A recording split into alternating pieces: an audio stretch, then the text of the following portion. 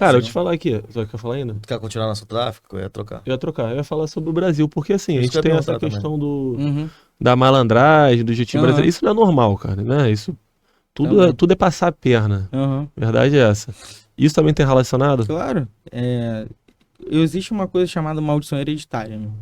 Maldição hereditária é uma perseguição de espíritos que são passados de linhagem familiar, de sucessão familiar.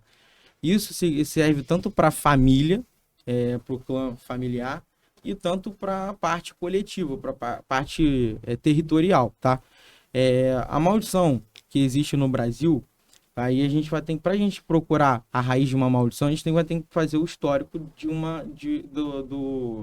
do clã familiar ou de um determinado local, de uma determinada localidade. Por exemplo, no Brasil, quem eram os predominantes aqui antes do colonialismo? Os índios, né? Os índios, Os entendeu? índios. Então a gente vai ter que procurar quais eram os índios que predominavam, qual era a tribo que predominava, qual era o panteão. O panteão é o conjunto de deuses e entidades, entendeu? Aí vai ver lá que é a Tupã, Angra, Tupi-Guarani. Então são espíritos que são nativos daquela região. Quando os portugueses vieram para cá e trouxeram toda a influência de Portugal, a influência da Europa, eles trouxeram também os seus santos, entendeu? As suas crenças, a sua cultura, suas características. E paralelo a isso, quando eles fizeram as transações dos navios negreiros, que trouxeram a parte do translado dos africanos, dos escravos, eles também tinham uma religião, uma cultura, entendeu? E também trouxeram para cá. Por isso que o Brasil hoje é uma mistura étnica, entendeu? Sim. Então, assim, nessa parte dessas conquistas e do período colonial, existiam certos espíritos que dominavam aqui. Quando juntou a parte da influência dos portugueses e da influência da África, aí você vai ver também que existe influência também um pouco lá de cima da Bolívia, influência lá do México, entendeu? Sim. Que vieram para cá. Então, assim, misturou toda essa parte de outros espíritos. Aqui é uma mistura, não só étnica, né? e espiritual também. Tem a parte, aí a gente vai entrar em questão de, na parte do colonialismo, existiu muito derramamento de sangue e corrupção, entendeu? Roubo, era muita morte que acontecia na exploração da matéria-prima do Brasil, do ouro. Então, assim, existiu uma carga espiritual que foi canalizada nesse lugar, entendeu? Então, assim, a corrupção não é de um dia para o outro. A gente fala do governo, não é de um dia para o outro. Existe uma maldição que é lá de trás, entendeu? Em épocas passadas, entendeu? A parte da malandragem.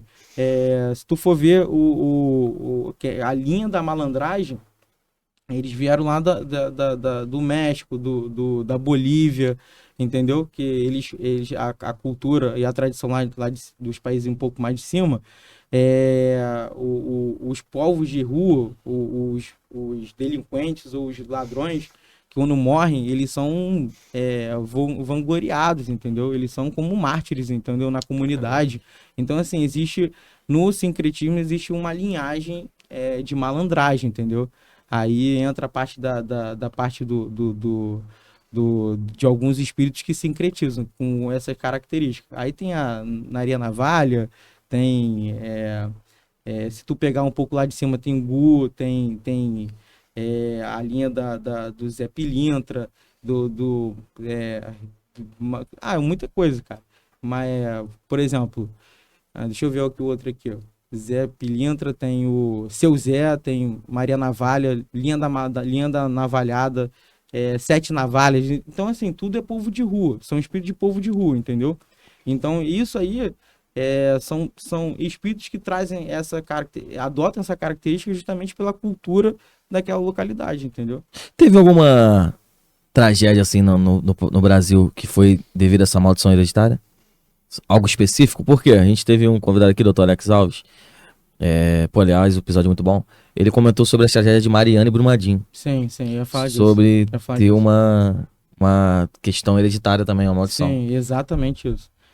Brumadinho, cara, eu não sei se eu posso falar isso abertamente, não. Pode falar o que você quiser aqui, mano. Toda, Se você sentir à vontade, irmão, Se pode quiser falar. falar. toda que você pode falar. catástrofe, todo fenômeno da natureza, todo acidente, toda morte, matança de animais, tudo, não é à toa, entendeu? Existem leis, existem princípios que eles são exercidos a partir do momento no qual o povo ele com relacionado ao comportamento do povo, entendeu? Das pessoas que moram naquela região. Por exemplo, no mundo, na tradição judaica, existe um evento chamado Shemitah. Shemitah é o descanso das terras agrícolas, que acontece em 7 anos. Mas se a gente estudar em específico, Shemitah é um evento que traz ordem ou traz benefício, entendeu? Por exemplo, sentença para aqueles que estão fazendo besteira. Vou melhorar assim para vocês. E honra para aqueles que merecem, entendeu? Então, dentro do Shemitah, a gente vê muita destruição de reinos e renascimento de impérios, entendeu? Por exemplo, vou dar um exemplo para vocês. Ano de Shemitah foi em 2001. Em 2001 aconteceu as Torres Gêmeas, entendeu? Isso acontece em Israel, mas respinga para o mundo inteiro. Então, se tu pegar no ano de Shemitah, Brumadinho foi uma catástrofe, um acidente que foi respingado pelo comportamento, assim, pelas essas maldições, entendeu? Então, assim, o ano de Shemitah, ele é um portal, ele é um evento que Deus sentencia a tanto parte boa, tanto parte ruim, em determinados comportamentos do povo, entendeu?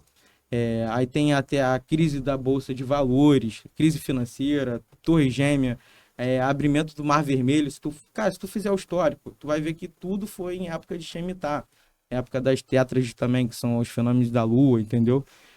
A Lua de Sangue. Então, assim, guerras, a maioria das guerras, a maioria dos acordos de paz, tudo foi em época de Shemitah. Por exemplo, vou dar um exemplo para vocês. 2014, 2015, acho que foi isso mais ou menos. Foi a época de Shemitah. E nesse período, eu lembro exatamente quando eu estudei isso, foi em período daqui do Brasil, uma das catástrofes que eu posso dizer assim, foi a Operação Lava Jato, entendeu? Foi a época que os prefeitos, os governadores, os presidentes estavam tudo sendo presos, cara. Pessoas que eram intocáveis, entendeu? Odebrecht, entendeu? Família Odebrecht. Tipo assim, pessoas que eram intocáveis, pessoas que achavam que estavam extremamente... seguras. Exatamente, invulneráveis. E quando existe essa sentença espiritual, amigo, é para todo mundo, ali é para todo mundo, entendeu? Então, assim, tu pode pesquisar, irmão. Você vai ver que existe um histórico e as datas coincidem com esses eventos do Shemitah, entendeu?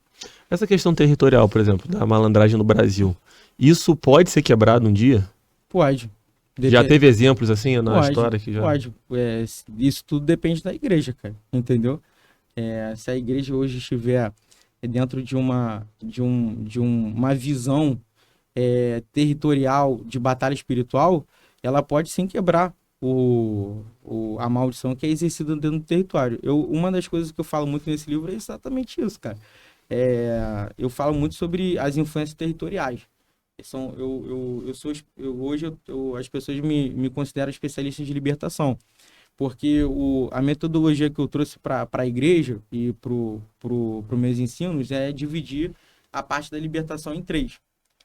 Quando a gente fala de libertação na igreja, todo mundo fala assim, demônio, manifestação, quebradeira, entendeu? Mas não, cara, libertação é algo muito mais profundo do que isso, entendeu? A libertação, existem níveis de libertação, entendeu? Aí dentro eu faço essa separação, nível 1, nível 2, nível 3. Nível 1 a gente chama de solo, que é a parte do terreno. E o que acontece? Aí a gente trabalha aí com quebra, desmanche de trabalho de feitiçaria, manifestações demoníacas, regiões de cativeiro, que são prisões espirituais da alma, entendeu?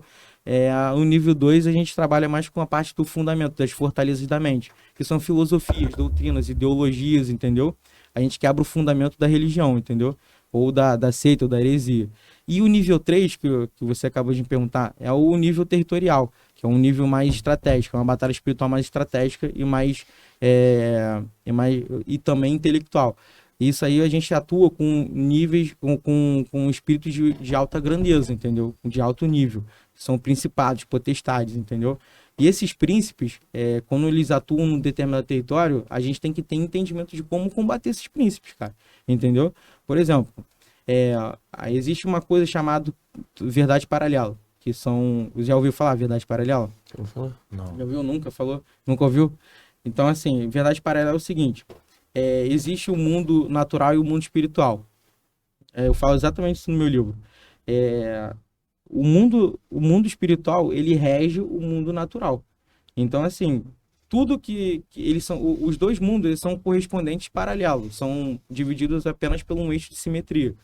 Tudo que o mundo espiritual faz, reflete no físico, no terreno, entendeu? Então, é por isso que existe o ato profético. O ato profético é uma ação terrena, física, que gera uma reação espiritual. Então, assim, essa verdade paralela, esse princípio da verdade paralela, existe também na parte de governo, de política, entendeu? Então, assim, se tu pegar assim, o sistema político, o sistema de monarquia, de reinado, isso nada foi à toa, cara. Isso teve uma inspiração espiritual.